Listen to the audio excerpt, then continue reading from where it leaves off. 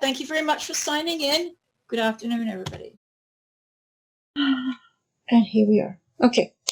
I wanted to talk a little bit about data in general. Okay. Right now, we've got this mass of numbers. We've got totals in here. We've got formulas in here. Got all sorts of stuff. Okay.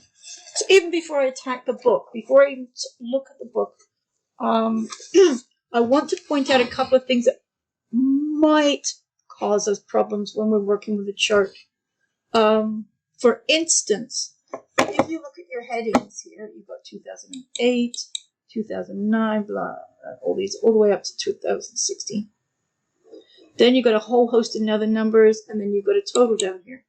What I'm going to do, and again, this is not in the book, okay, but this is just my habit, is I'm going to immediately italicize or somehow or other identify my headings. Okay. There's a reason for that. Let's just do italic. Then I'm going to identify and share, or like, so I can tell which are my totals. So I'm just going to do bold and bold. Very shortly, you will see why I did that. Maybe you can just do the headings up here. Really? Okay, this is not bold.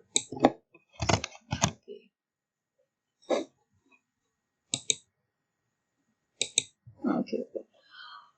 So I'm actually just going to bold and italicize my headings here. The reason is when I'm selecting my data for my chart, or we should be doing this, we should always be able to identify at a glance where my headings are, where my totals are, and what my data set is.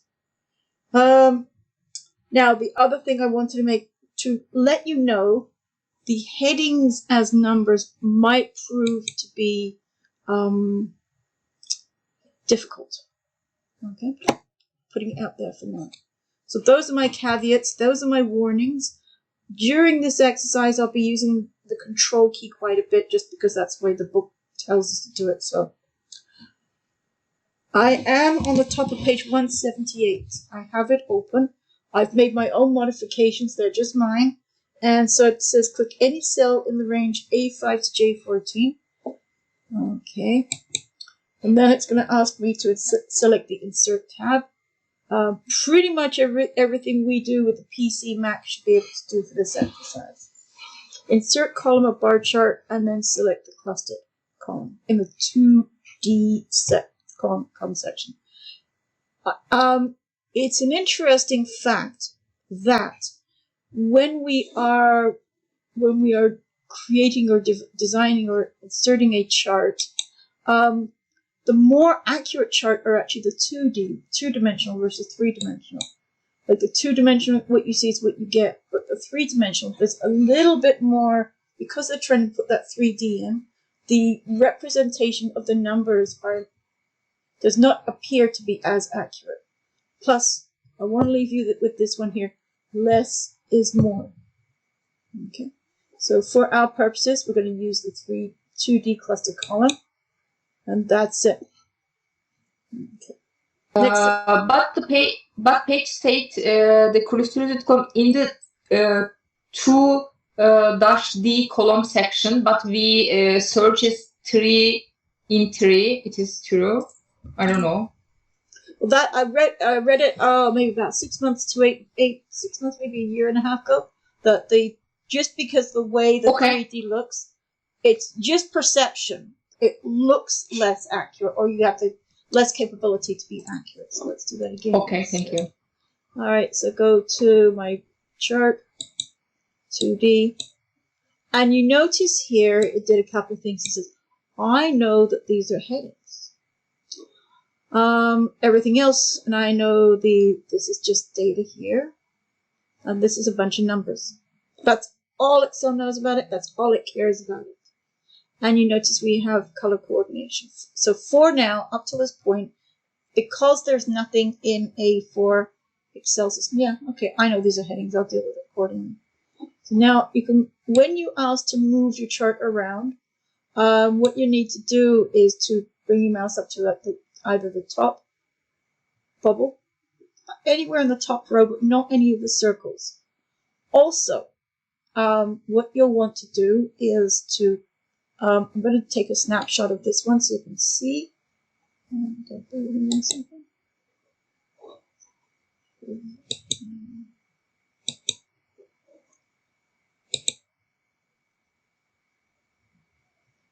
It won't work for me, darn it. Okay. Never mind.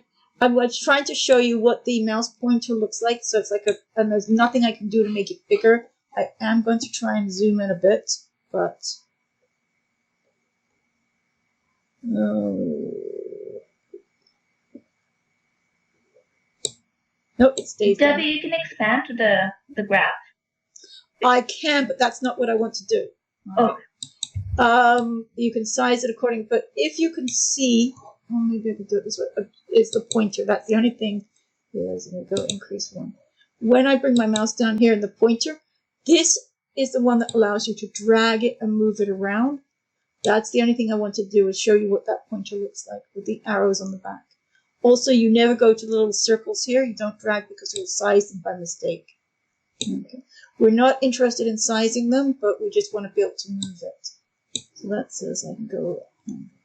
That's the only thing I just wanted to share that with you.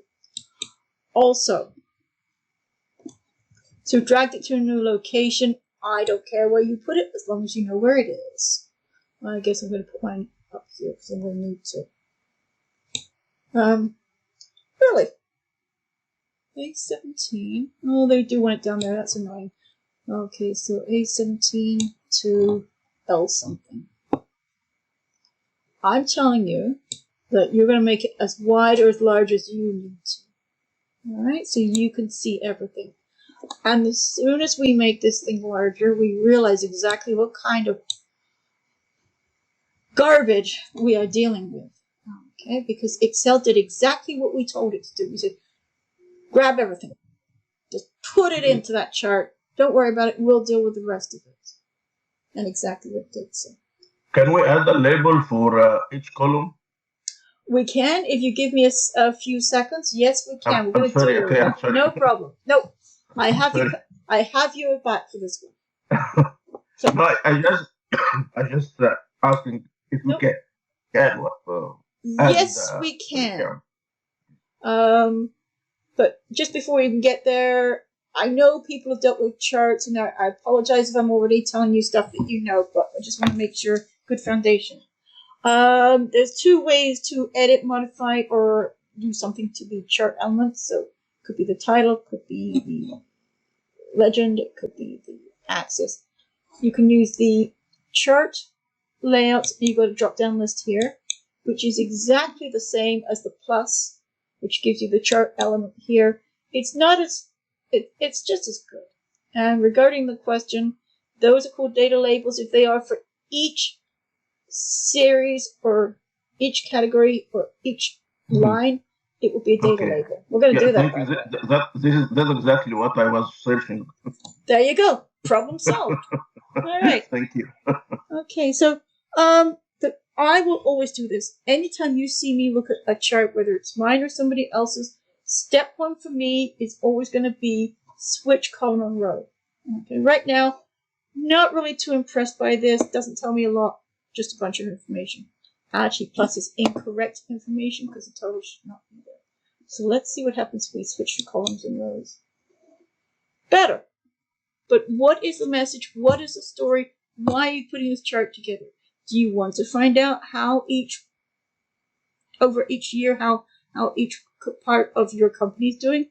This would be your go-to. Okay. If you want to see my eyes bleed, this would be your go-to, because this one's pretty stupid. It doesn't give us a lot of information. Oh, it does, but it doesn't give us a lot to work with. All right. So I'm going to switch back to the other route. And so as you notice, as we change, you'll notice our legend changes. My philosophy is I actually prefer less clutter on a chart than more. So if it were me, I'd be pulling off my grid lines. I'd be doing all sorts of stuff. Okay, so I've done that. And So for now, it still looks a bit weird. I'm going to zoom in just because I know it's really hard, and because the only downside of this software is it's there. So we go zoom. And let's make it not 200 because I know that one for a fact. Let's make it 160. You don't need to. It's just me so you guys can actually see. Okay. Alright, so it's going to be a little bit of fiddling around for me because the chart is a little larger than I anticipated. But they're asking me to apply a chart title. If you are really good and you can just click on the chart title and highlight the text, delete it, and type in whatever, you can do that. Okay, so this.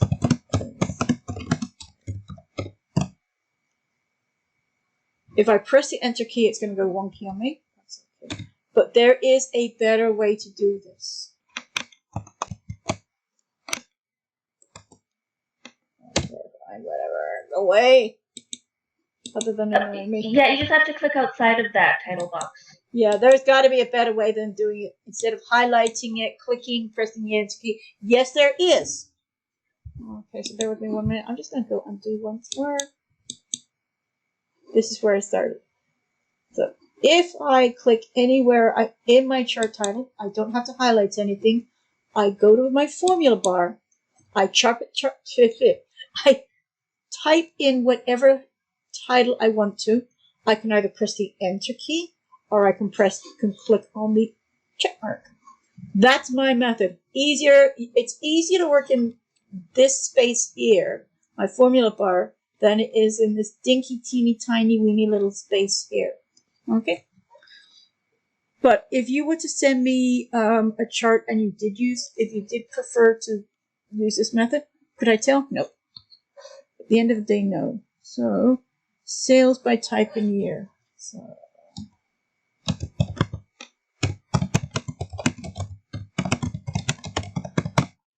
and we all know my spelling, but I actually got it right. As soon as I press the enter key, it's going to be in there.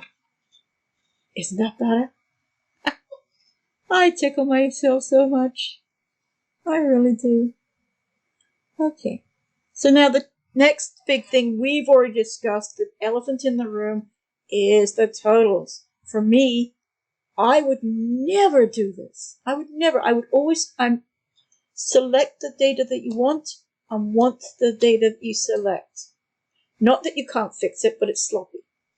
So let's say what they're saying to us now. I may have to zoom out a little bit. I'm sorry. Let's make it 140. 130. I know 130 is good. Okay. That way you can see both the data and the chart. Again, there's more than one way to do this. I'm going to show you both methods. You're going to pick whichever method you like to be able to include or exclude information. Right now, nobody should have the total in the total of 2008, the total of 2009. That simply does not happen. Okay.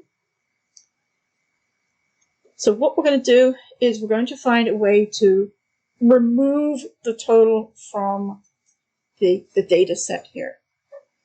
They give us the long convoluted way. I'm going to give you the quick and dirty way. So I have done that. Chart tools. So 6, I've done title.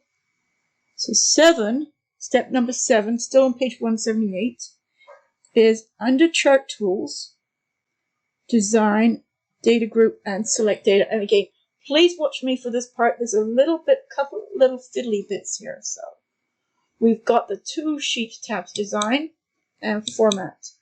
When I'm teaching this, normally I tell design, think about design as you're renovating the room, right? You're adding you may be adding a wall to it. So you're renovating it. Maybe you're dividing it. Maybe you're adding a different window to it. When you have a room, when you're physically, structurally changing something, you're renovating it. If you're making it look pretty, you're redecorating it. So think about chart design as renovation because you're making changes to it. The physical, structural changes. And the format is you're redecorating it, so you're making everything look pretty. You also do have your presets here. So let's get to where they would like us to be. So chart tools, design tab, and select data. Chart tools. So the book and because it's 2016, they're still the same stuff, trust me. So I'm going to say select data. Alright. So there's a couple of little tricks to this I want to show you, and hopefully they will help you. Select data, total line, and remove. So what they're telling us to do is to scroll down. At all times you have to make sure that because I want to remove the total, I have to make sure the total is in the left-hand column. If I wanted to remove the year 2008, I'd have to switch it so 2008 was in the left-hand column. Okay. So if you don't see what you need on the left-hand column, just switch her up.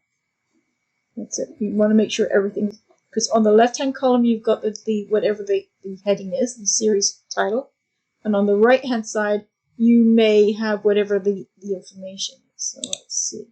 They're asking me to go down to total. When I select total, you'll notice I do a full attack on it. I don't just kind of click on it. I click once, and then it's going to say remove. You don't lose the data. You just simply, it's taken out as part of it. You never want to do this. You never want to just deselect, which means if you deselect, it's still part of the chart, but we can't see it, and that's not good. That really messes everything up. So what you want to do is, I was going to the middle of the word, total, and I'm just going to say remove. No right-clicking here, no pressing delete here, because it's structural, because it's physical. There's a lot of moving parts. You select the item or the series and you say remove. And let's say OK. That's better. That looks a lot better. Okay. So let me show you my method.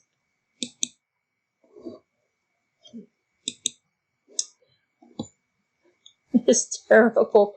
And it can only be used if it's on the end of column or row or the bottom of column or row. You can't use it in the middle. So I want to remove the total row from my chart. So I'm going to, hopefully you guys can see this okay. I'm going to zoom in a bit more.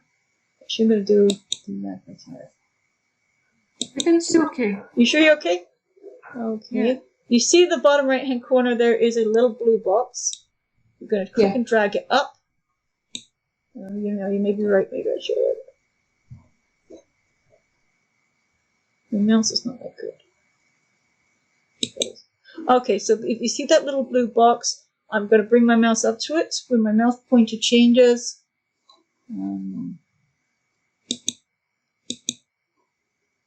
so 130 sky, I guess it's good. Then bring my mouse down to the bottom right hand corner. When my mouse pointer changes from the white plus to the two diagonal arrows, left mouse button down and drag up. And that's that. Does exactly the same thing. Because don't forget, we select that range of cells and then we apply whatever it is that we want to that range of cells.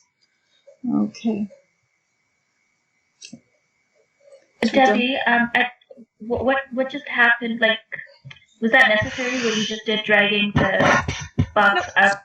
What did it do? It just did exactly the same as the process. It was exactly the same as the process in the book. Oh, okay. So that you just mean like that's another way to eliminate totals from the graph. Yes. Got it. Thank you. Yeah, it's an alternative. You'll see a lot of alternative methods. Like with the remember how I showed you how to do the title? So you can either type into it or use a formula bar. Okay. All right. Okay. No problem. So I'm flipping the page and save and close. Save and close. And we're going to do. So we've had our refresher. There's more to it than that. And so now what we're going to do is we're going to add what is called a secondary vertical axis. And if you notice the information we have here, and you notice on the bottom they have this advertising promotions. The numbers here are so much smaller in significance to the 171. Okay, so what they're going to start talking about is, what if you have some data and you know full well it's going to be too large or too small for the rest of the data? Okay, how can we incorporate that into our chart? And so the example they're going to use here is the advertising promotions manager. I've done it so many years I can tell you without even looking.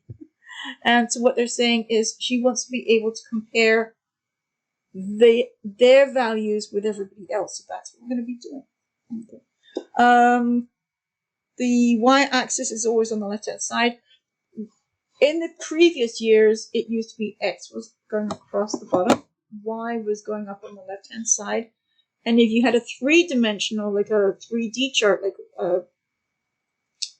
a floor chart, whatever. Anyways, one of the more three-dimensionals, you would also have X, Y, and a Z axis would appear here. But these days, their axes are horizontal and vertical. So that's what the numbers are, is vertical. So they've dumbed it down for us, thankfully. Yeah, so you may want to be able to configure the chart with two different types. You may want to have one that is column, and the most up, maybe the other one would be lines. Maybe one would be lines, and so it allows you to incorporate two different chart types into one chart. So that's what the secondary vertical axis is. The other one is, so you'll have the bunch of numbers on the left-hand side here for the major part of the date of the exactly what you have here. These numbers represent everything below. But if you look at the advertising, 30, 38, 51, they are not even close to the 600. They will get lost all the way down here. So what they're going to do is we're going to create ourselves another axis on the right-hand side. Okay. Secondary vertical. All right, that's all the definition and the explanation of why we're doing. So I'm flipping the page again. And so more reading, so alternative methods. I'll talk about the alternatives. We're just going to follow the book. This is pretty much it. Alright, so now I am flipping over to page 181. Apparently I was supposed to have opened up a file. I didn't. So the file we should have opened up is Sales by Type and Year, Secondary Axis. Sales by Type and Year, Secondary Axis. I'm just going to save this with my name. I'm going to leave it open. Sales by Type and Year, Secondary Axis. Go to my folder. And second, you can tell I've done this a couple of times. Right.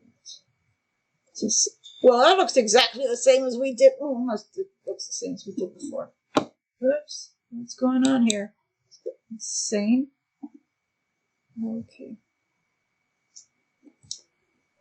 Not sure exactly what's going on here. So, yeah, clearly they have selected the. Debbie, we still can see your ears. Oh, okay. Shoot, thank you very much. Yes. Also, I have two the same folder in my file. Mm-hmm. The same name. Sales by type. And sales by type with secondary year. Okay. Yeah. Okay. Yeah. Sales by type and year secondary. I got it mixed up. So give me a second here. So you're going to say me. Thank you for letting me know, by the way. Okay. Screen. Let's see, sure. Do you see this ugliness? Does yours look like that? Yes. Oh, scary. Okay. It shouldn't. I think there's something wrong with it, but okay.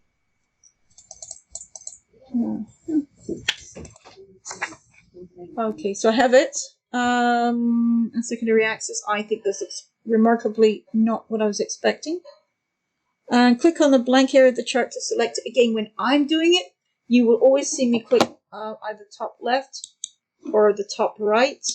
Why do I do this? Let me show you. I'm not paying attention, just clicking on it, and suddenly I've moved everything. Or I've just, so suddenly everything's all over the map. So that's why, oh, Deborah, that's why you will see that I closed the file by mistake. It's really bad. And I know I have to share it again because I got all clicky there. Oh, you could see me. That's even better. Okay. So, and exactly what I said to you at the top of page 181. All right, the marketing department manager for Talano Ventures has been reviewing her sales data for the past several years, looking for a pattern. You will modify a chart as a combo chart and use it as a secondary axis. So that's the other expression you'll hear is combo chart. And even if we go in and we actually look at the chart types,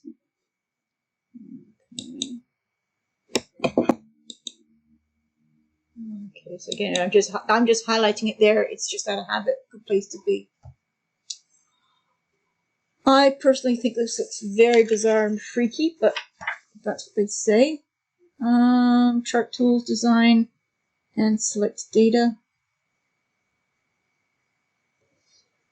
Okay. Right, that's what they want. That's what they're going to get. So what they're saying to us now is, I want you to be able to. Before, the first time we removed or eliminated some data, now we're going to add some data. Okay, so that's what they're asking us to do. How do we do it? Activate the chart with my old freaky chair. Then I'm going to go to my chart design. And curiously enough, I think it's going to be in select data. Well, that makes sense. And this time, you see the highlighted data set. And on the left-hand side, we see each name here. So you've got the name on the left. All right. And on the right, you have somewhere in here, you have the headings, plus you'll also have the data on the right-hand side. Switch these guys, you got the other headings, just so you know what they are. So these guys are just the heading, the heading, the heading, the heading. So we want to add it, so it's going to be broken into two sections. Okay, add. So the series name is the heading. That's all it is. Okay, so for us, it's going to be A16. And the series value, we've done something like this before when we did the pivot table. So backspace, backspace, back. No. Wrong thing. So I'm going to do a series name again. And when it says equals, I'm going to backspace and get rid, keep the equals and get rid of everything else. And I can hear Snorty Dog. Hey. And then I'm going to select the range. There's no magical way to do it. You just simply go from B16 all the way across to J16. Really? Okay. I just had to buy a new phone. Oh, I didn't tell you that. I have no idea what that's about. I just ended up having to get a new phone 2 days ago too. That was the other excitement in my life. So this is the heading or the title of the data set or the row. And the series value, which are the numbers, are here. So I'm going to say OK. So now I'm going to say OK and go and check. There it is. That crazy line on the bottom there is completely different from what we have up on the top. In previous years, they never did it this way. Really no. So, Debbie, does the book like instruct you to make this type of chart? What do you call this kind of chart? Is this a linear chart? This linear graph? Right now this is a line chart. Line chart. But the book is instructing us to do this basically, right? Yeah, but it doesn't make any sense to me, honestly. Once I've done this at once, I'm gonna go through it again the way I would normally go through it. It's okay. You know what, Debbie? I wanted to ask you, like, when you first made this, like, are these like charts, like they're subjective? One person might find, like a linear graph hideous, and another That would person be me. might find it very like useful and more easier to understand. Is it like a psychological, like subjective, every person is different? Or is it like, like suppose, and this is never going to happen, but suppose I was working for like a big company and I had to do a presentation in front of all the execs. If I chose to do a graph like this, would people be like, what is this? Is it like, is there like a generally agreed, like, Yes. upon like, rules with certain, like certain graphs to be used or not Yes. used? Yes. Okay. And this is not acceptable, or it is acceptable? I have to say not, because when you're looking at this data, can you extrapolate what the message is here? Can you tell me what the message is in a very brief, or can the picture tell us what the message is? I see a bunch of lines, but I have no idea what they're doing. I have no idea why. And your whole concept is about conveying the message. For instance, if we are doing one set of data, so maybe we're just doing the advertising and promotional range of data here, most people would apply a pie chart to it. People like me would apply a bar chart to it. But if, you know what, thank you for asking. I'm going to jump into something that's not quite there yet. If you change chart type, and if you notice each chart type, you should be able to find some information about each type here. Okay. Oh. If not, Google is your friend. They used to have in this book, and I'm actually desperately trying to go through and see if I can see it. It might be in the first book. They used to have a definition of each of the chart types and when you use them.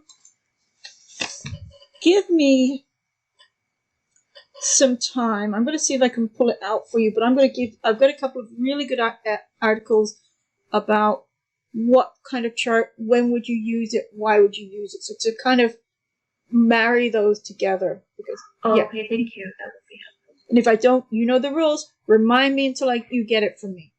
And I'll share it with everybody. All right? Yeah, good question. I mean, am I the only person that think that looks horrendous and I have no idea what I'm looking at? Okay. That's because everybody's fallen over unconscious with their eyes bleeding. It's so ugly. All right, so I'm going to do this anyways. I'm going to come back and show you what I think it should look like. But all I know. Okay, all right. Linear graphs are typically used for like stock progress. They have stocks. Yeah. Do you think it's useful like for that? Do you think that's the best? No, there are actually stock. There is actually a.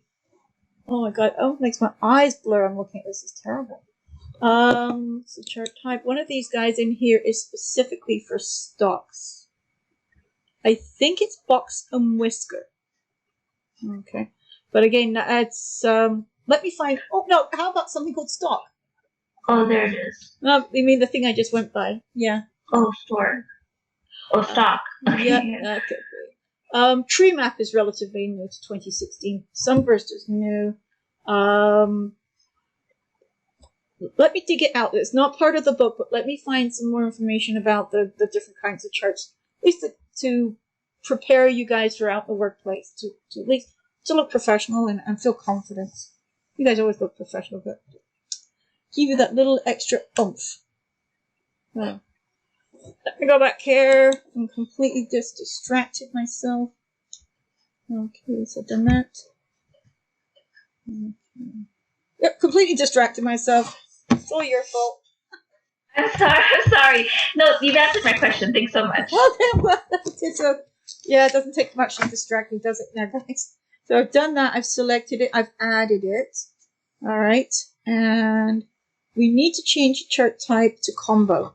I'm hoping it's going to fix itself now because I'm kind of what I'm hoping it's going to do when we go to combo chart type is everything but the last 2 or 3 lines down here will convert or change to a 2D column chart, and the last 1 or 2 will stay as line. The reason they do that is because I believe it's like under 10%. So if any value is under 10% of the whole, if I put 10%, they will stay as a line. So that's how arbitrary Excel is. Okay, you guys go up here and you guys go over there. You're too small, so you guys, you're the tiddlers. So you sit, you know what it is? You guys sit on the children's table. The rest of the adults, they sit up there on the adult table. That's what it is. I'm still sitting. Alright, so let's do this. Change chart type. So we're going to make sure the adult table is available, as well as the children's table. All the way to the very bottom is the combo. Also, if I'm not mistaken, because I know it's going to come up here somewhere, right, mouse click? Not do that, Deborah. And then change chart type is here. And there's another way, and I can't remember where it is. So we go down to chart combo. Okay. So you notice it defaults to the cluster. They're trying to make us work here. It's just cluster column, check. We're going to go all the way down to the bottom, and I better read my instructions to make sure I'm doing this right. Yep, the only one. And so you're going to do this manually every time. Doesn't matter if you've got 10 or 15. Go through your list and say, American Vacation? Sure. Cluster. Okay, going to do the same. Everybody but the one or two you want to emphasize has to be the column. This is freaky the way they did it, though. Not particularly impressed. If we'd started off with the column, we could have only just picked one or two. So, Winter Adventures, again, that poor little thing is going to be clustered. So now, the last guy, let's go one more. Wow. Does it have to be one row, or no, it's as many as you want? Okay. The last one down here, the advertising and promotion. This is the one that she wants to be able to compare and contrast to everything else. We already know right now, looking at the axis on the left, if we leave it like that, it's going to get lost. We're never going to be able to figure out what's going on. So we're going to make it a line, but we're going to add a secondary axis. So an axis on the right-hand side, we're going to have a look at that and see what it is, where it is, and why it is. And you see what a difference. What a difference. Okay. So what happened was everybody but, and we did this, we manipulated this. Everybody but the last one, advertising and promotions. How on earth did this get to here? This got from being down here on the very, very, very bottom by applying a secondary axis. The first one starts at 600. Or sorry, yeah, the highest value is 600. And that's because the value's in our table. So I think somewhere along the line, 500 and something is in here. Okay. Couldn't tell you if it's a bunch of numbers, but it's there somewhere. So the axis, the vertical axis, or the axis on the left, has to be able to accommodate everything. So if 500 and something thousand is the highest value, then it has to incorporate and stop at the 6,000. So that's why you see the 6,000. It's not 6 to 60. It was a random number. Okay. So there's 800,000. But on the right-hand side, what Excel did, it said, what is the highest value? What is the lowest value? Okay. 30, 38, 27, 36. So the lowest value is 24. So they went from 0 to 60. And the highest value is 51.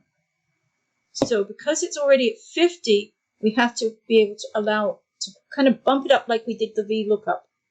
Or the VLOOKUP and the if.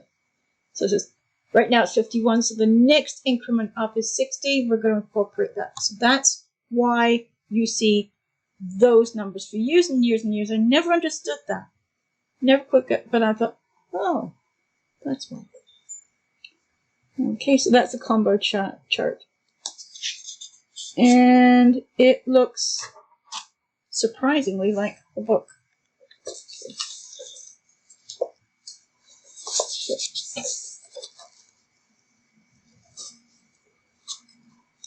I'm going to leave the trend, you know.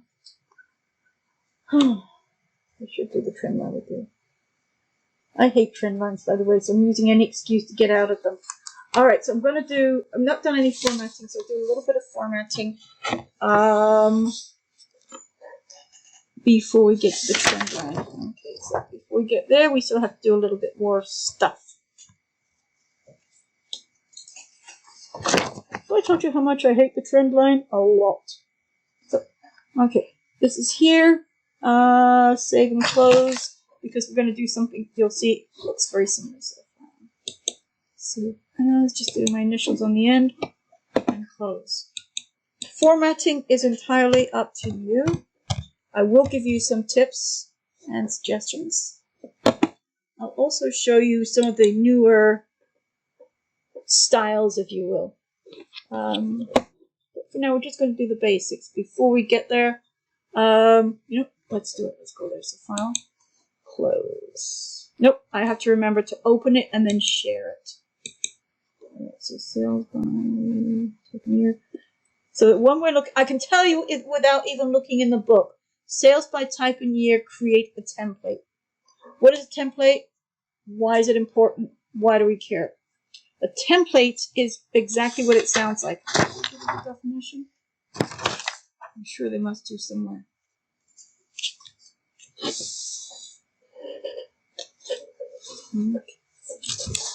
Bear with me. It's the noise of me flipping through pages like crazy going here. Okay.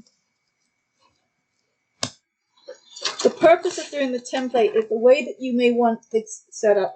I'm reading from page 182.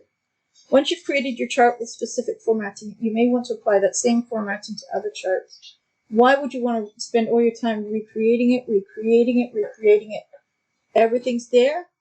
All you do is apply it. So maybe you've got company colors. Maybe there's a logo in there. Maybe there's a particular style in there. It's all pre-set up, and you just apply the preset chart to your data. Okay, so maybe there's corporate colors that you need to use. There's any number of reasons you might want to use that preset, that template. Plus, you put a lot of work into it. Why waste your time? Oh, and they say exactly the same thing. For example, you or your organization may want to apply the same color scheme or layout to all your charts.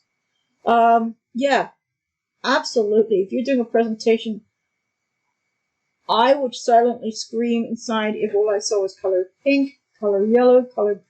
Make them as consistent as you can. Right. So that's what it is. That's why we would use it. So I'm now going to flip to page 184. And I will have opened up, or you will have opened up, sales by type and year. And after this, oh god, I do have to do the trend line, don't I? After the trend line, we'll take a break and we'll attack some more stuff. Okay. So sales by type and year creates template. And then once I've got that done, once I've got it open, I will share. I'm a professional. I can do this now.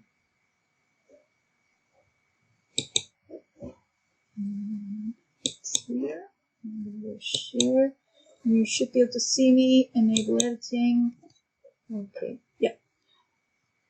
Actually, what I'm going to do is I'm going to stop recording after this, just because I need to be able to prepare it for the next part. Let's see. Ideas. Okay. So I've got sales by type and year, create template open. Click anywhere, a blank area in the chart to select it. And again, you'll see me doing the same things before. Clicking on the top left or right. In the chart tools, so step number 2, step number 3, chart tools, design, chart styles, and style 5. I'm going to say pick a style that you like. You do not need to use style 5. Pick a style, any style. Chart design tab. And you've got 1, 2, 3, 4, 5. This is what the book wants. Word to the wise. Don't use this one.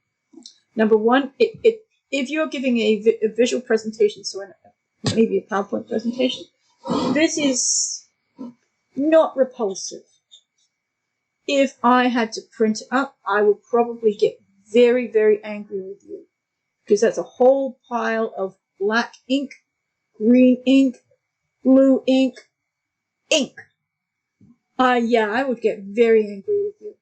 Plus, it's really, depending on the quality of your printer may look like a piece of garbage. And I just was hovering on it, so that's why. So what I look at on the screen does not look anything like what you get printed out. So please think about your audience when you're putting this together. So they're going to say style 5. I'm actually going to try and follow the instructions for once, but please pick a style, any style you like. I'm going to say, pick 5. Pick anyone you like. Okay.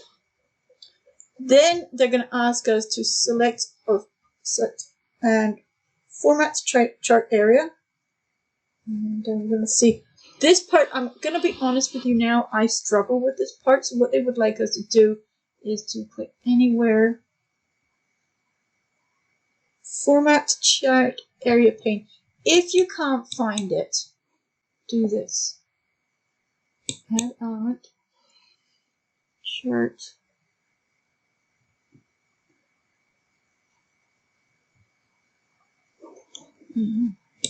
We should be able to. Oh, okay, there we go. Right mouse click on it. Yeah. Format plot. Format chart area. I wasn't too sure about where I was. I kind of panicked there for a second. I'm not seeing chart area. So this is what I did.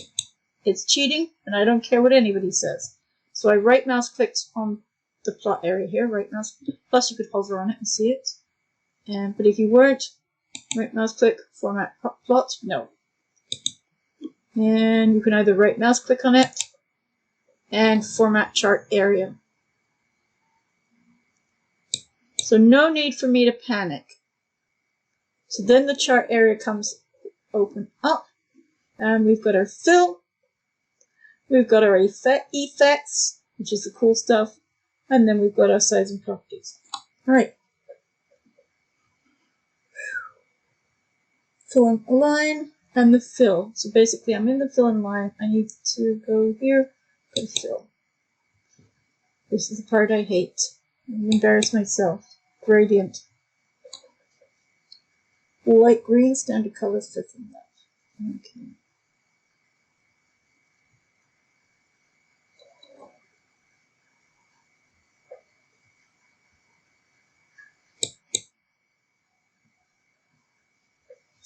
I think this is it.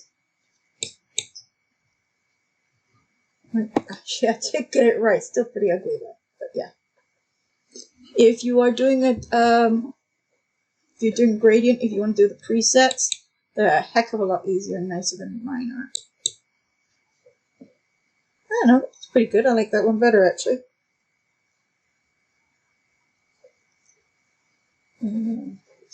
Yeah, no, it's not quite right. I rather like that. So you are going to pick a gradient or a preset gradient that you like, because this is your template, it's your baby. All right. Standard color and change the angle to 45 degrees. Scroll up and down. Don't trust anybody or anything.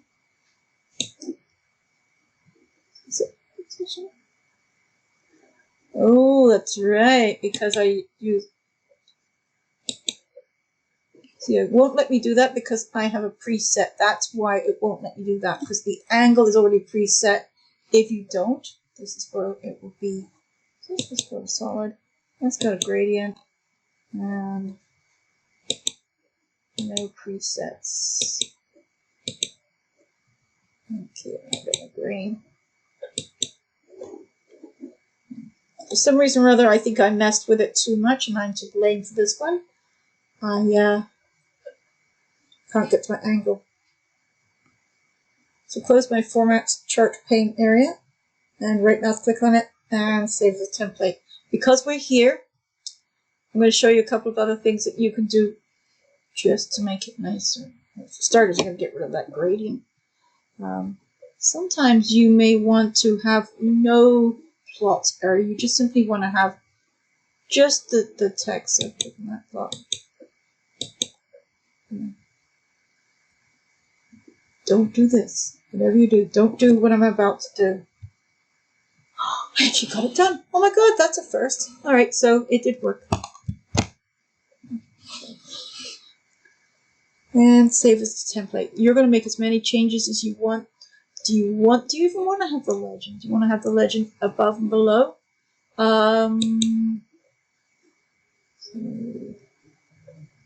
Legend. And just to experiment and play around with it, there's no right, wrong. Okay. That being said, now we need to save it as a template. And don't ask me the logic behind the next step. The only way you can do this is let me close this off. And close this off. And then click anywhere on this. Okay. The only place you can do this is the following. Right mouse click on a blank area of your chart. Then you're going to go all the way down to where it says Save as Template. You can't, let me see. No, these are the end product. Nope, it's the only place you can do it. Right mouse click on your chart and Save as the Template. I'm telling you that here's the thing. You notice when you go to save it, it's not our 3264 folder. It's not our downloads. It's not our documents. It's some obscure location on our hard drive. This has now become part of the where templates are stored. So if you have a Word template, it could be here. So if you have another Excel, anytime you have a template, they are automatically stored in this location because they need to be in a location that is neutral to everything. And if Excel knows where it is, it can go find it. If you were to try and save it to the desktop, I'm going to show you what it looks like anyways, but you never would. So that's why when you save it, it kind of goes into nowhere land, if you will. But it's there. I'll show you. So now let me show you. I'm going to show you afterwards, and it'll say what happens if I forget. Let's click save as template. This one you're not going to do. I'm just going to make your life easy by saying don't do this.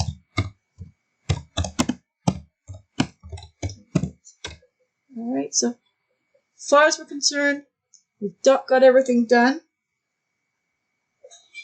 You've discovered exactly how much I hate the gradient fill. Okay. And it asks me to close the file off, and I suspect don't save. I don't need to because I've already saved my template. So I'm going to say to close. You may or may not see me again after this. I'm not too sure. You can see. Don't see it. Okay. So now we have we've created the template. We saved it in a location that Microsoft needs it. And so now we're going to open up another one. We're going to open up a file called Advertising and Promotion. So again, in our 3264. Debbie, I have a question.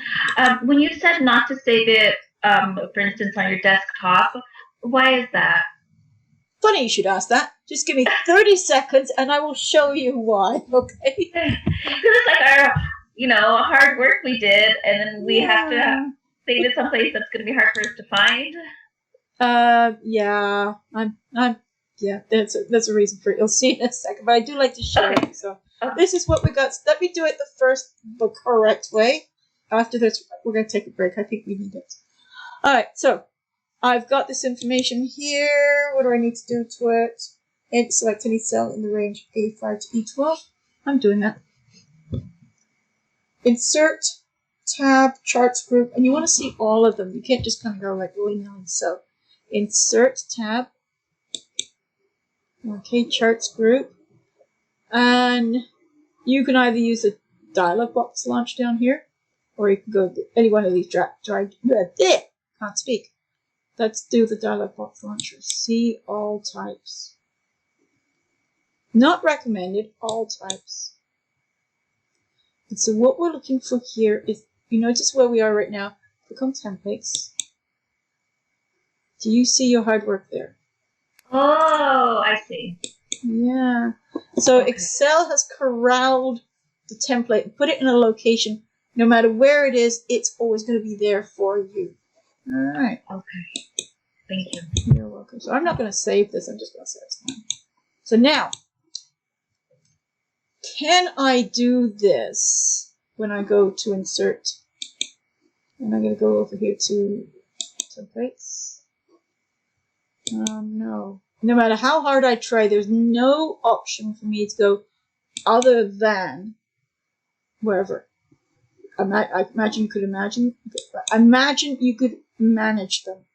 So last thing before we take a little break, all important game stuff here, but also somewhere on here should be, as you try to open it and it just doesn't work. It may say, look like an Excel file, but it isn't. Okay, so that's why. Yep, it doesn't look like. Oh, here it is. Oh my gosh, I can't believe it. Here it is. So this is my template. And if I try to open it, it says, do not do this. Yeah. So it just simply does not know how to do anything to do that. So this is what it looks like. Like, that's why it is. Excel just doesn't know what to do with it. So, that being said, I am stopping before trendline. And let me go back into the chat. Alright, so it is now 2:40. Let's get back here at 2:55, if it's okay. We don't even need 15 minutes, but would you guys mind just taking 10 minutes if that's not too little of a break, is it? Okay, so let's do 10-minute break. Any more than that, we're wasting time. Okay. If you need more, you'll just take more. Okay? And so I will see everybody here at 2:51. I should be recording. Yep, I am. I've seen the numbers change. So, let's have a look. First of all, before we do anything more, we know the rules here. Step number 1, investigate. What do we have? A bunch of question marks out there. That tells me something's a little freaky. And you've got some data here. You've got a column for the months. Very simplified, very perfect, very beautiful data. You've got a column with product, column with the country, and the revenue. Then you've got some strange little groups of data here. Sum if, count if, average if, max if. And what is wrong here? Okay. And then on the other sheets tab, you should see something that says instructions. If you are interested in her YouTube video, please do go have a look at it. It kind of combines what I'm going to show you. And I really cannot say enough about good things about her. Some of you counted.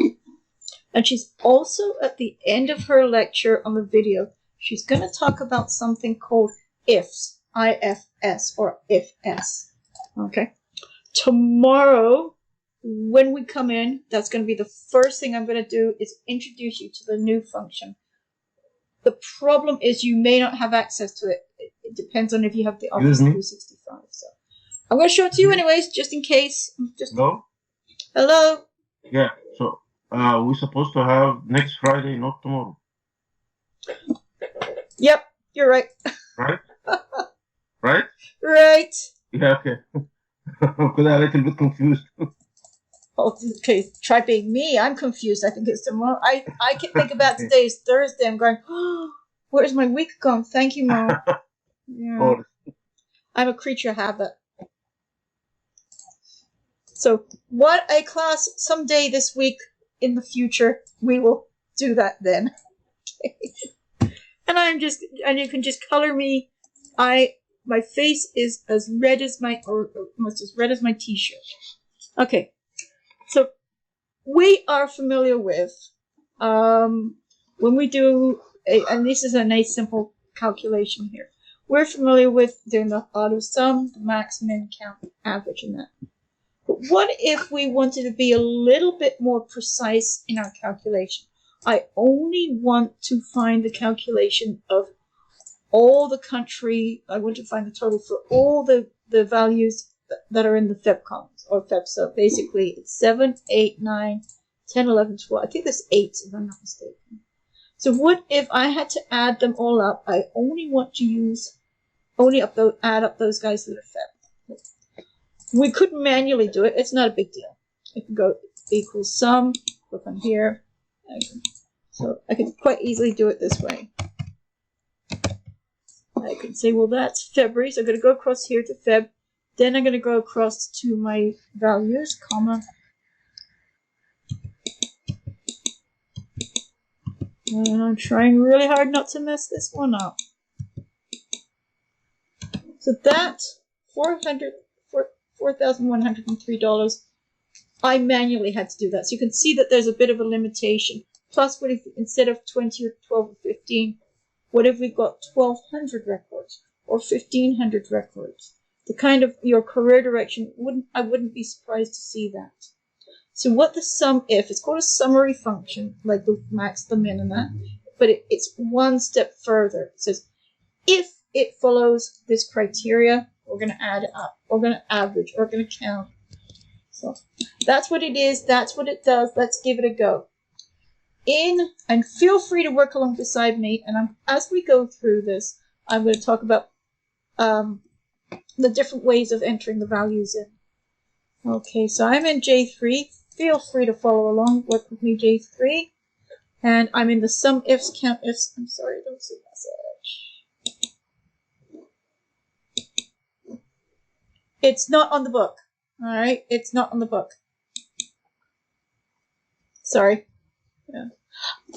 If you are interested in doing something later on in the book, right now I'm just simply teaching you a technique. In the book, it is on starts on page 201. But for later on,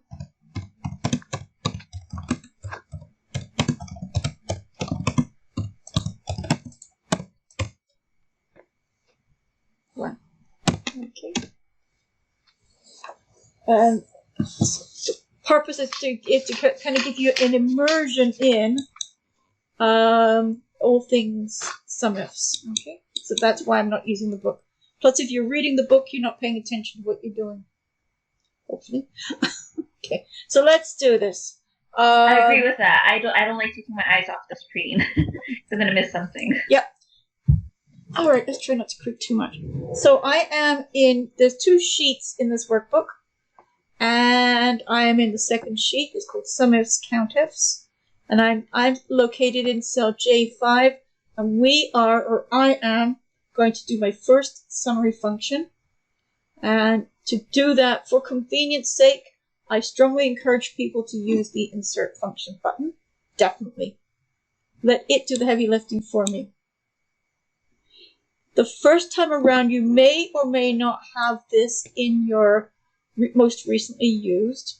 If you don't, remember, backspace, clear up your Go section, and type in sum if. My thinking is if I have to type in the whole thing, then I'm ready to type it out manually. So in the search for a function, backspace, and type in sum if, select Go. The good thing is it's going to give us a choice here. So you've got sum if, and then OK. So let's have a look at this. It's broken down into sections. It's like this. Where am I looking for something? I'm looking for something in the column A or the month column. What is it I'm looking for? I'm looking for either I'm typing in Feb or I'm going to use a cell reference here. Where's the sum range? The sum range is the equivalent column to where the month is. So month has got months, oddly. Where's the money? Where's the numbers? So D column is always our numbers. Okay. So range is where we go looking for something. What is the something we're going to go look for? And where are the numbers? Where's the money? So let's do that. Our purposes, they're not big calculations, so my range is going to be A4 to A16 or 20. 22. So my range is A4 to A22. That's where I'm going to go look. What am I going to go look for? The criteria. So where is range? What is criteria? D. It's going to be, yep, so it's going to be G5. If you want to do the cell referencing, and oh, can I zoom in here? I've talked to you guys. Talked with you. Sounds so weird. Okay. When we look at our insert function or function arguments, this area to the right hand side is our friend. This gives it everything we need. So if we select G5, it says whatever the contents of G5, there it is. Okay. If you want to type it in, you can, but you somewhat limit yourself. But let me do both. I'm going to return to G5. So FEB, and you notice right now I see nothing, because right now Excel doesn't know it exists there. So if I press the tab key. But what happens if I come back and it's next week, it's March or April? So this is why I prefer, if I can, always do cell references. Okay. And then my sum range. Where's the numbers? Where it doesn't have to be money, but I say so. Cell. Debbie, this could sound like a stupid question, but for criteria where you have G5, is it a good idea to absolute it? Nope. Don't need. Thankfully for this one, you don't. Now, having said that, come on, Deborah. Okay, let me get out of Zoom here. So I'm going to do OK first. Okay, and get rid of this thing here. Okay, we might do it if we were doing multiples of something, but normally, as a rule, when you're doing this, normally it's no, I've seen it. Normally don't need to, because you're referring to a cell in a criteria or a cell in a range. Okay. So now normally we're gonna go count some ifs, and now what we're gonna learn is the count if. Then we're gonna learn the average if. I need you to know that some of this you can tell where I added stuff, can't you? It's kind of like obvious. Capitals. So I added that one. Count if was not added. Max if. Yep, you can tell I added that one, can't you? All right. So some of these I've added or included or incorporated into her exercise. So let's do the count if. Okay. So this time we're navigating around down to J11. Same thing. I would like to find the count.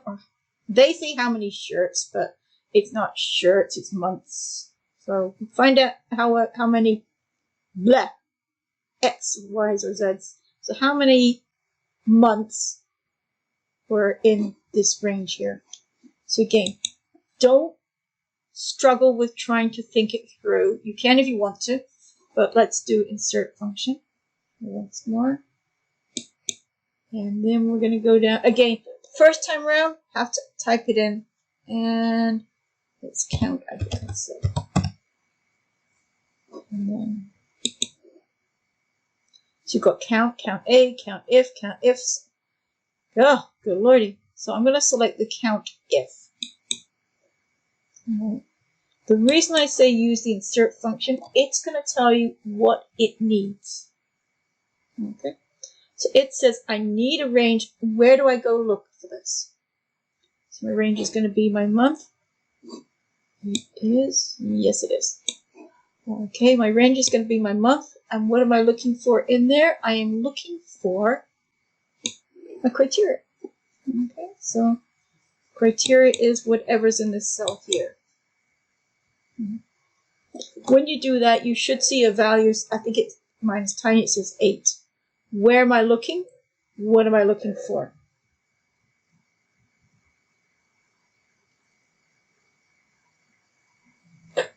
And then I can say okay.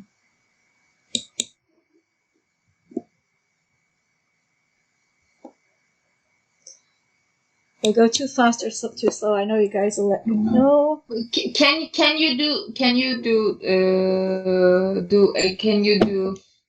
make again that one because I missed something. I think so. No Can problem. you do again that one? Yes, Okay. ma'am, as many times as you need. I'm on it for you. Thank So, you. Thank you. insert function, so the first thing. If you don't have count if in your most recently used, you're just going to add it. Okay? Just if you don't have it. Okay. And I'm going to say okay. So let it tell you what it wants. It says, if it says range, you know where am I looking. Criteria, what am I looking for? So let it tell you. So it says the first thing I need for this recipe is going to be my range. And that's going to be A4 all the way down to A22. This is where I want you to go look. Okay. Visualize you are in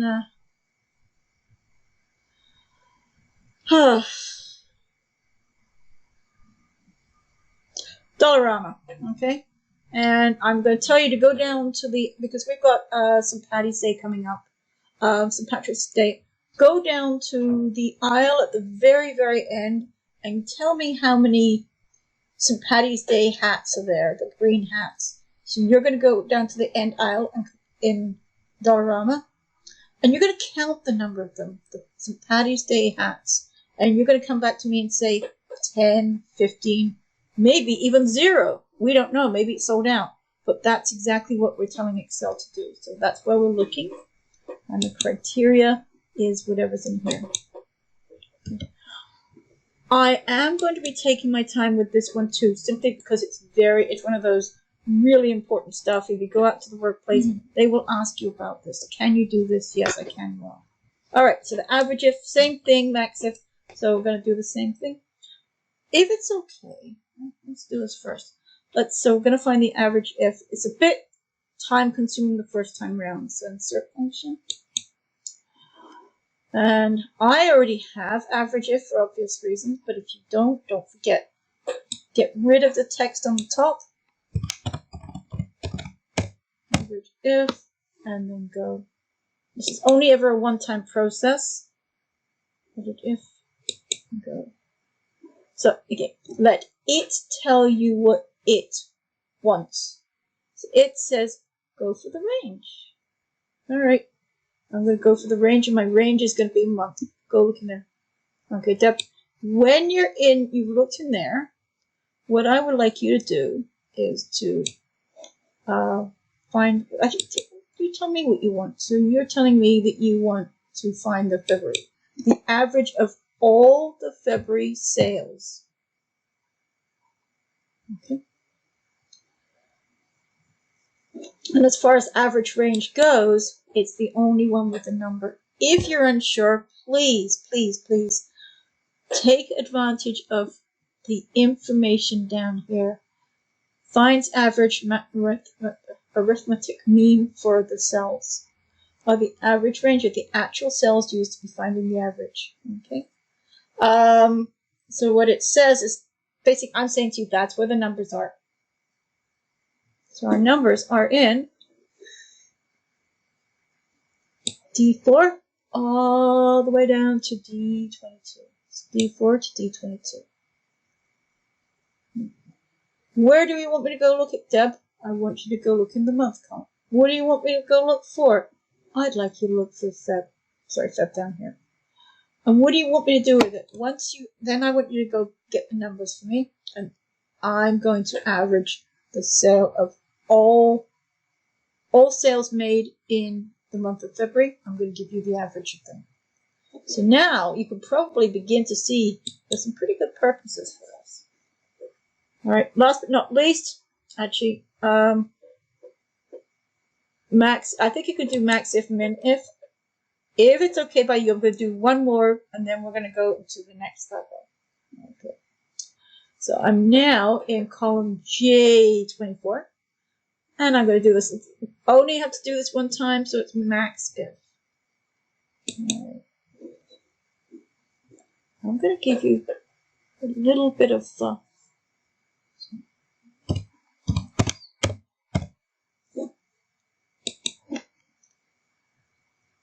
Oh, can't do this one, but we can do max ifs. Ooh, this is new for me. Actually, no, it's not, but okay, so we actually get to leave this alone for now. Okay. Yep, max ifs is one of the newer functions that have come down into the system. Okay. Right, so let's do this. In J6, I want you to refine the process a little bit more. Still going to use the sum if, but this time it's going to be for the month of May, and if they wearing a white shirt. Okay.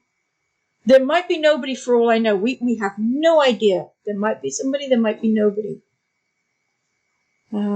Short yellow. Actually, there is. We're very lucky there. Okay, so let's do that. Insert function once more. Okay. And so this time we're looking for some ifs. Oh my gosh. Okay, good. What is happening this time? It says some if, one range, one criteria, one some range. But what they're saying is this time you're going to use more than one range and more than one criteria. So we're going to come back and have a look at it. So this time you notice some range is at the beginning, it's at the front or the top. The reason it's at the front or the top is because we don't know how many criteria we're going to have. Okay. So what we're going to do is some range is going to be, anytime you see some range or average range, numbers. Show me the money. Okay. You see how things, right now, all I see is two boxes. So the moment I click in the criteria range, watch what happens. Criteria shows. And that's the system. Criteria range 1, criteria. Criteria range 2, criteria. Criteria range 3, criteria. So let's do my range. So my first range is going to be month. Okay, so select my range. Think about it as filtering down and filtering out each time. So first one is going to be month and whatever's in here. May. You notice how as soon as I did May, the second criteria range came up. So criteria there. And when I click on it, you notice there's a scroll bar. So how many, in fact, I'm going to stop us here. I've just given you the answer. How many criteria or criteria range can you have in, so mystery question.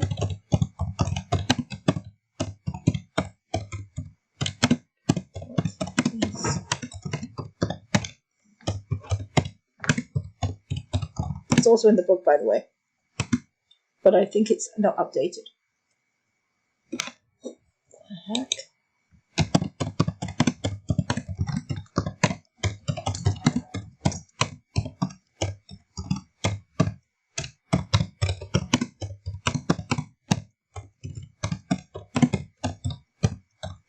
When I say summary function, what I mean is sum ifs, count ifs.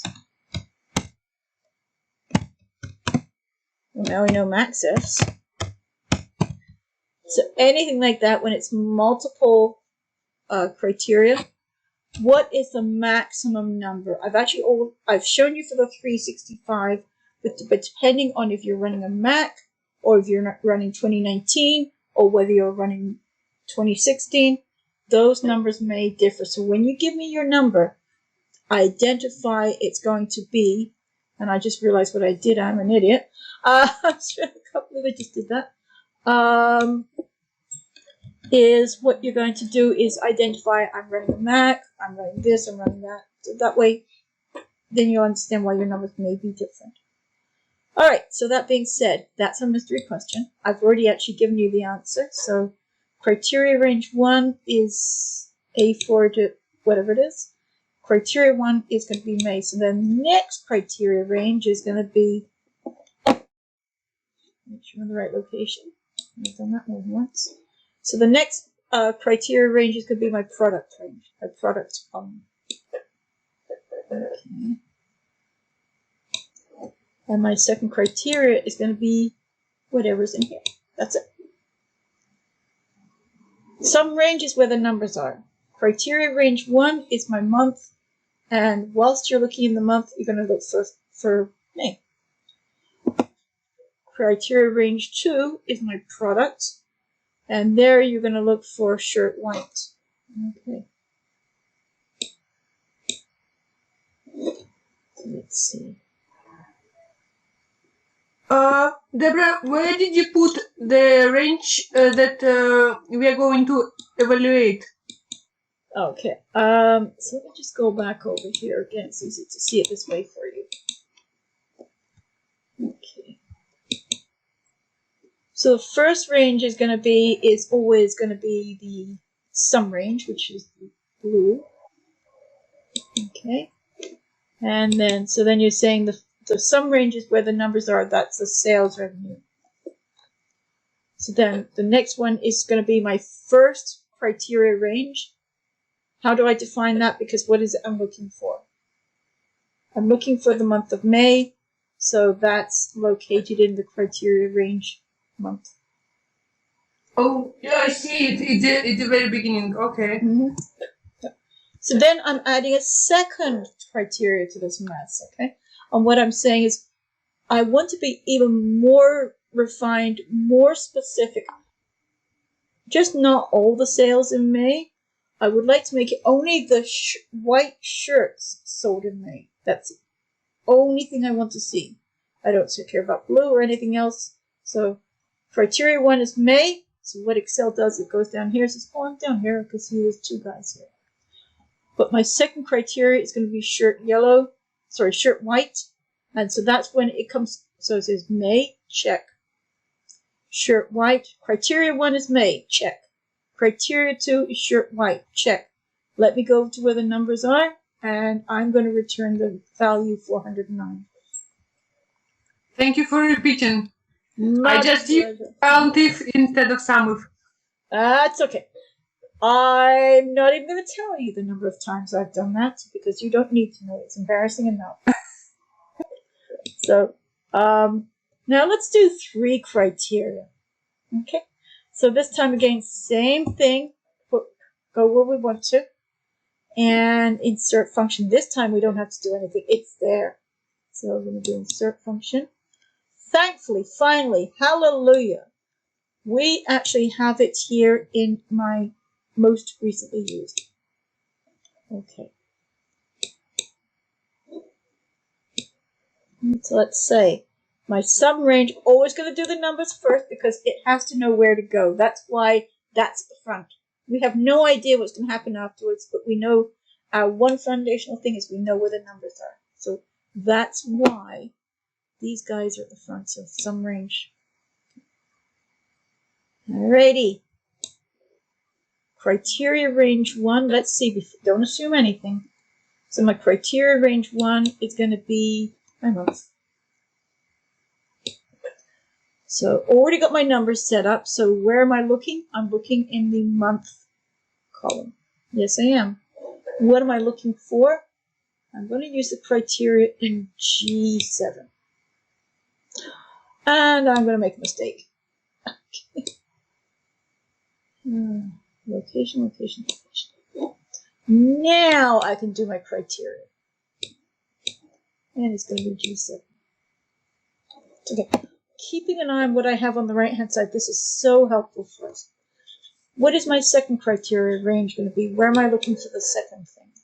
So the second one is going to be product. That's where I'm looking. So I'm going to go look in the product column. Okay. That's where you're going to go look. And what am I looking for? I'm going to be looking for whatever's in here. It happens to be shirt white. But we want to go one more step further. We want to say, in the month of February, white shirts sold only in the USA. That's what we're asking Excel to give us back. Okay, so this is where it gets a little confusing for me. So I'm going to move this over, and you know, if you have a brain fart or something, and you go, oh my god, I can't remember how to do this. Check this out. Okay, so let's say I'm at the top. If I press the tab key, it goes down to the next box. Next, next, next, and this is the favorite part. Next. So if you press the tab key, it will take you down to the next blank box.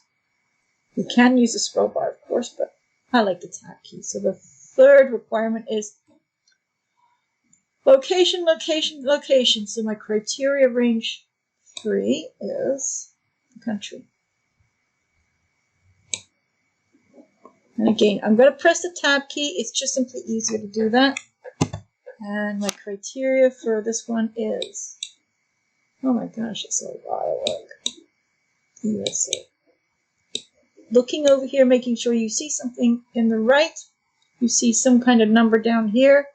And you see the same number down here. Okay.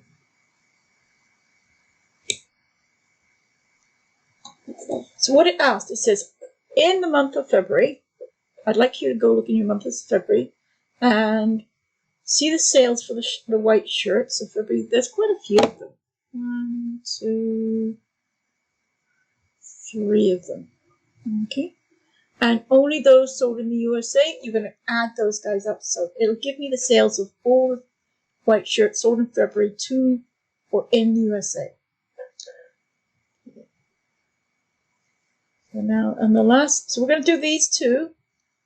If it's okay, I'd like to give you guys a little bit of homework to do over the weekend. It's no rush. I'm going to give it to you before the end of the day. It's just more so practice. Actually, you can get it done before Friday. I'm going to start it off with you, and I'm going to show you what you need to cover. Okay. So let's do the count if. Then we're going to do the average. No, we're not going to do the count if, average ifs. And we're going to figure out what is wrong down here. There is something wrong down here, and we're going to try and figure that one out. So we're not going to do the max if because we know better. So we're just going to do the count if and the average if. So, alrighty, I'm in the 2 criteria section. Insert function. Count ifs. Wouldn't it be easy to do what was there? Okay. If you don't, I feel silly by saying it's count. Go. You only ever have to do this one time, then it's going to stay in your record or most recently used. Okay. Let it tell you what it wants. So it says criteria range 1 and criteria. So criteria range 1 is going to be my month. I'm only counting the number of them. I don't need anything to do with calculations. I'm just giving them back a number. And what is it I'm looking for? Where was it here? Don't know.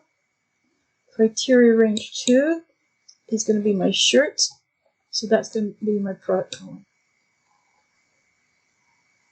Like I said. Debbie, can I just ask a question here? Yes. So there's count if and then count if. Yes. Is the difference that, like, this is just a wild guess I'm taking, is like the plural count ifs have additional criterias? Is that Yes. what the difference is? Oh, okay, Yes. good. Yeah. Criteria and criteria now, range. Yeah. Beautiful. Now I have a question on top of that. So okay, is it okay to use count ifs and then only have one criteria or criteria range? I don't know. I think we should try. Let's get through this and give it a go. Or you can do it and tell us. Okay, so criteria range 2. And this is where I tend, so it's going to be shirt yellow. But I was, that's the mistake I make. And don't do the same thing. It's terrible. Okay. Criteria range 2. And make sure you always go. Again, remember I said to you about that tab? Now you know why I try to use it, because if I don't, so it's going to be shirt yellow. I think that's correct. Yes. And then okay. So there is only one sale in the month of February, only one sale of a yellow shirt in the month of February. Oh, sorry, April. I lied. Okay, so now, to answer the question, because we're here, good question, equals. If it's okay, I'm just going to type it out. It's quicker. Too easy. Criteria range 1.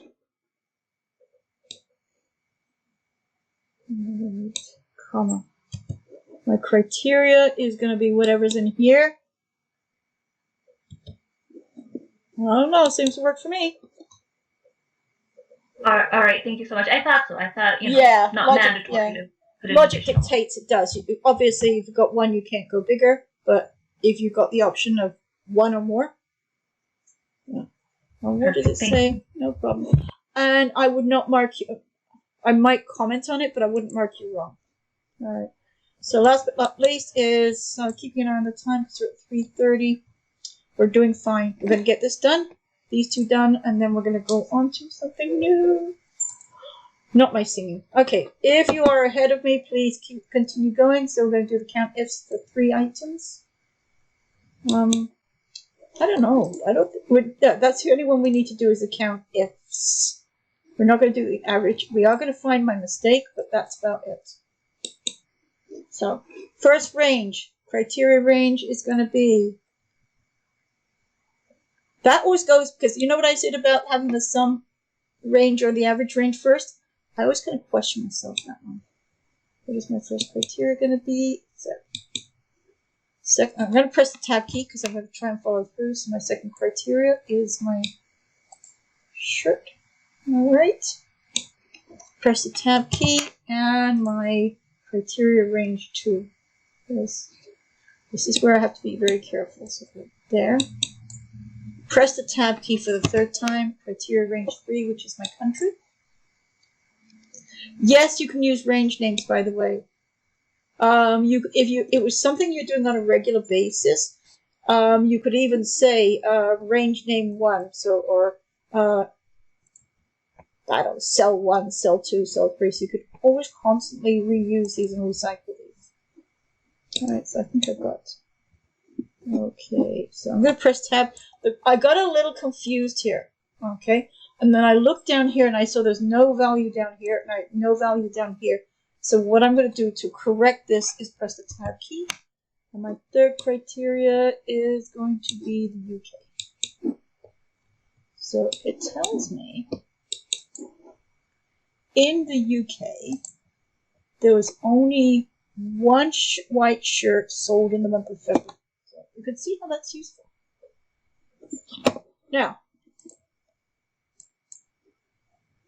what is wrong here? I'm going to actually, because I actually use this with my other class for their mystery question. I'm just going to call this,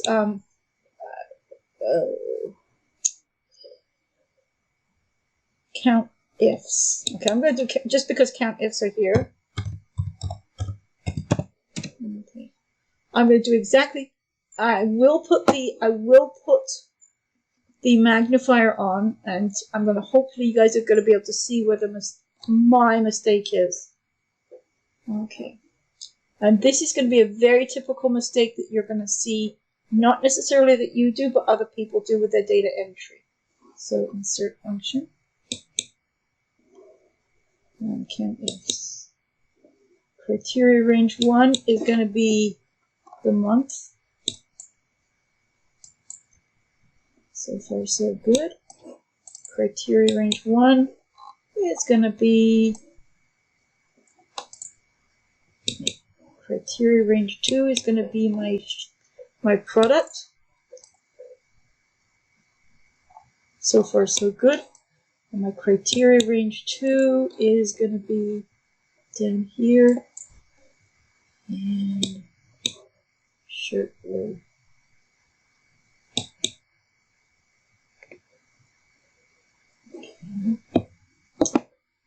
It's telling me, okay, now this is where I'm going to zoom in. Okay, and just give me a second. When you see it, it's one of those, it's like, yes, I get it. All right, so There is a mistake in here.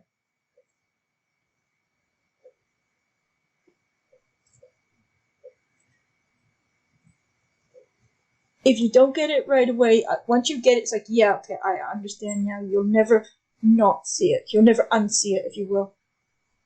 Okay, so let's break this down section by section, piece by piece. Criteria range 1 is A4 to A22.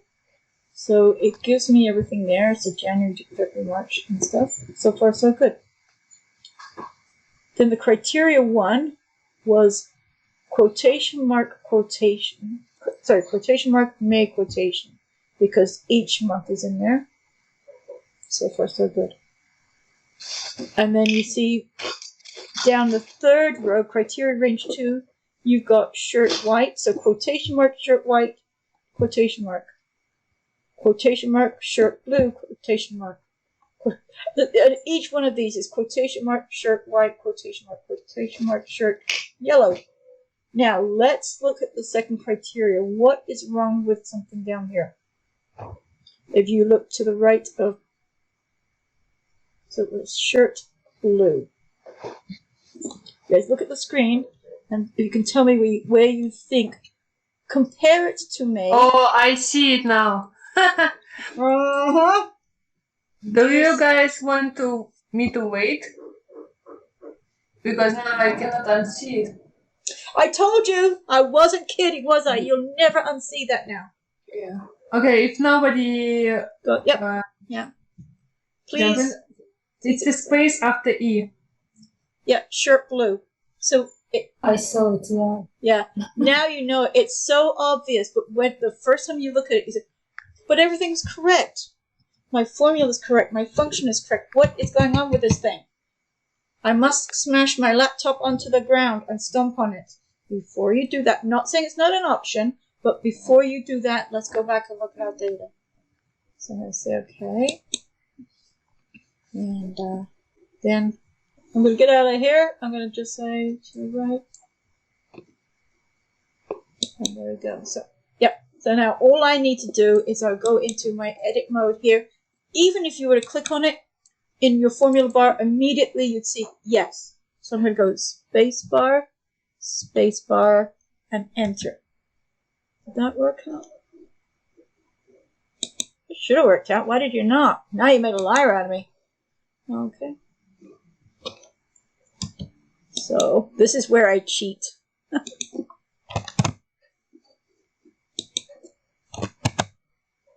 Why? Oh, noes. It's correct. May, shirt yellow. May, shirt white. There is no blue. Oh. That's freaky. I'm evil. I am absolute. I deserve to be, I don't know. That's an evil trick to do on my students. All right, so the last piece of the puzzle. How are we doing? You guys are not too overwhelmed, are you? I think we're going to do something just light and fluffy for the last part of our lesson. It's only 20 minutes, and I really don't want to work you guys any harder. Oh, I do want to give you your assignment before I do anything more. I'm going to share a file in the chat, and then I'm going to go through it because I want to have a bit of a discussion about the way this is put together. And again, it's one of my resources, so just give me a second here. And I'm going to put this on hold for 1 sec. Okay, so I've opened up mine, and I'm going to share mine now. All right. Share. Okay, so you can see me still. Okay. Yes, this is me being sneaky because Monday was National Cook a Sweet Potato Day. Yesterday was National Margarita Day. Today, I don't know what national day it is. I forgot. So, okay. Now, when we come in Friday, right? I'm never going to forget that one. You will notice that there's something called the nested if. I'm going to go through that with you, so please ignore this. This sheet does not exist. In fact, you could hide it if you wanted to. Okay. Sheet 1 is just some silliness here because I tend to, anytime I save a file for everybody in my students, I will always save it on the wrong location. So by that I mean you're going to be working on the sum if, count if, and average if. I will always, when I save it and close it, it'll always never be the right file. So that way it trains people to go looking for what they need. Now, I'm just going to go through a little bit. Like I say, it's just, again, it's Tuts Plus. I do have the written instructions, but it's very, very dated, so it's not that useful. But I do want to go through these two. I'm going to go through the sum if, and you guys are going to do the count if and the average if before Friday. Okay? But I do want to go through this one with you just to sort of make sense of it. And because we're going to be learning a new skill very short, in a matter of minutes. Okay. Quite often, you will get something where it's not as neat and tidy. And it may be somebody else who set this up. Maybe you've inherited this workbook. They've never done sum if or count if or average if, but they do know that they need to get the total of restaurant expenses. That's the entire breadth of their knowledge is that. Okay? So this is why they write whoever they are. We have no idea, but they do that. And this is how they phrase it. Total restaurant expense. So we have to figure out what on earth are these people talking about. Because in no real life world will you ever see a sheet tab that says sum if. Okay? It just doesn't happen. So we kind of have to make sense of what it is that they're asking for. And we've got two pieces of the puzzle that we need. One is, actually, all of it is an expense. So we know an expense is a number. Okay? So we can extrapolate from there. Now, the hardest one is going to be, which column do we find the restaurant in? Expense is easy, we can see that. If you can figure out which column it is, or if you can figure out which column it is that you're dealing with, you can do this. Now, the downside of this is you're going to have to do this. If you want to, I'll do the first one with you, okay? So I know I'm looking here for total restaurant expense. I know it's insert sum function, sum if. Not and sum ifs, but sum if. All right. So my first range, where would I find my restaurant? Is it in transaction, expense type, or beautiful? So that's going to be my range. That's the most difficult question. If you can answer that, the rest is very easy for you. What is my criteria? Because I don't have it set up, because these people don't know what they're doing, I have to type it in first. Spelling is most important here. Why wouldn't you click on B2? All right, let's try.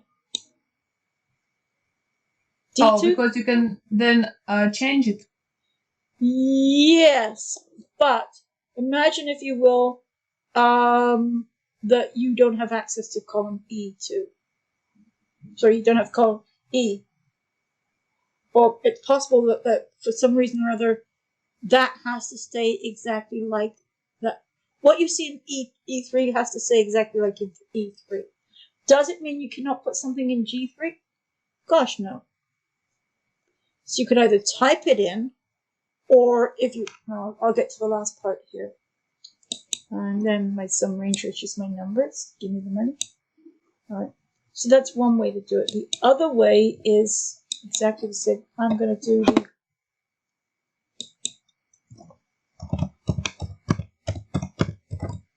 exactly the same, but I'm going to do it the way we've done it before. Just do it exactly the same. The only difference is, instead of me typing it in, I put my criteria over there. Okay. So that's the only sneaky bit with this. But the next one, all the sum if, count if, and average if I've done with you has always been with text. It's been the month, it's gonna be the product, it's been the country, it's been the restaurant. This one is purely numbers. Did you know that we can actually do sum if, count if, and average if just using the amount column? So let's do that. I am going to cheat a little bit. Actually, I'm going to do this one down here a little bit. I'm going to move this guy down a bit. All right. What is it they mean? Purchases $50 or more. Is it $50 or is greater than or equal to 50?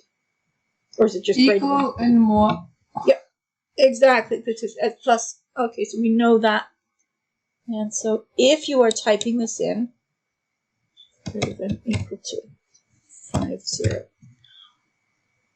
If at all possible, it's much better to be able to use these cell references. Just so very many reasons. So let's do this guy together. And we are calling it quits.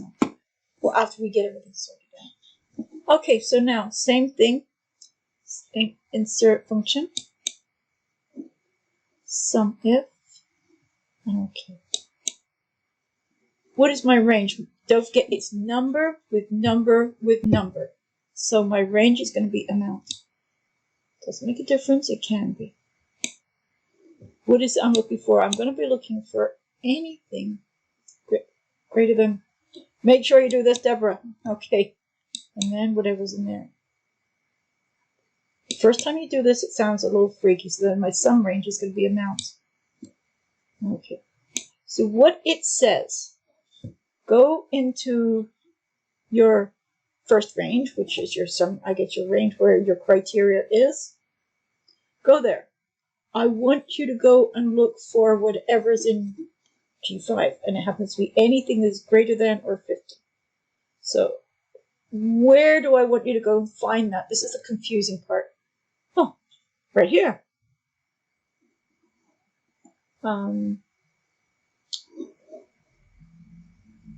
Yeah, so that's how that comes. Okay, so according to here, the total of all purchases of $50 or more are going to be $1,800. Let's see. So if it is so U, comma, U, comma, U.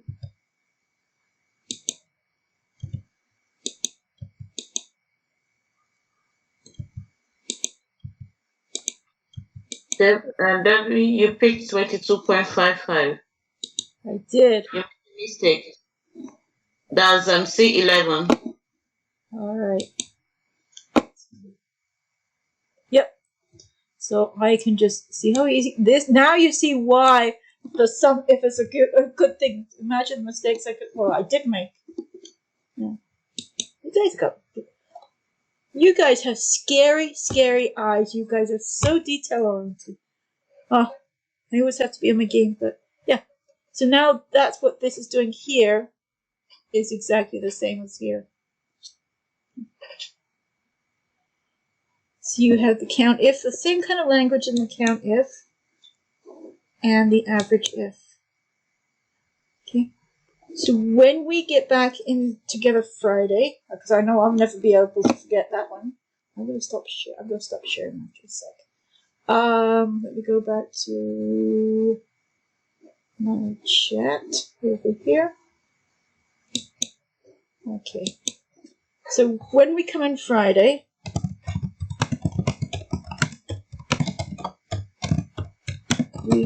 I will review this with you.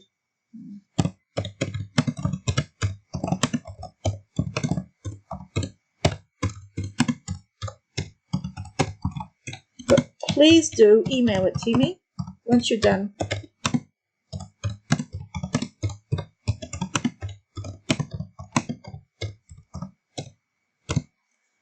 Okay.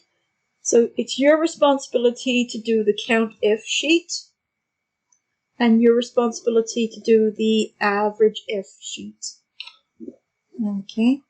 And it's your responsibility to ignore nested if. So complete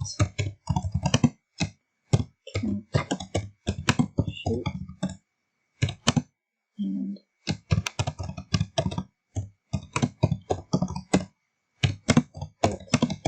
or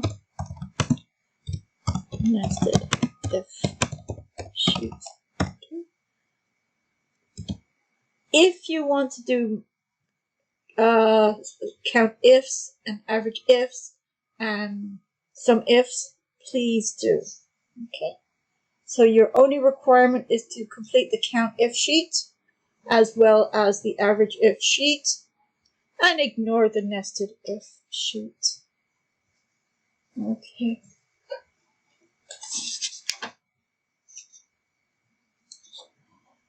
Okay, one really cool neat little exercise. Yes, yes, and yes. That is correct.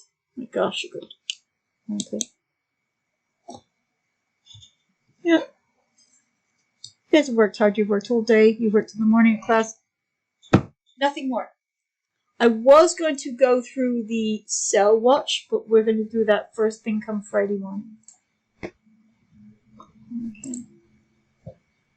Questions, comments, queries, or concerns?